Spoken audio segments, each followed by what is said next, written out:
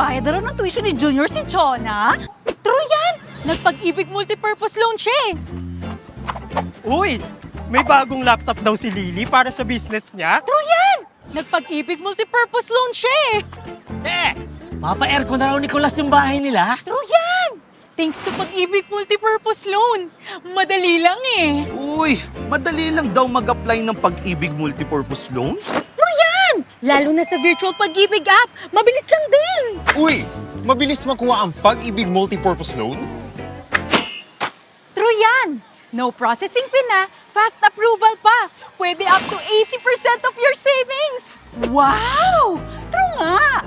Magpag-ibig multipurpose loan na rin kayo. So, kaya ka ba nag-loan para ilibre kami? True! Mahimik ka dyan.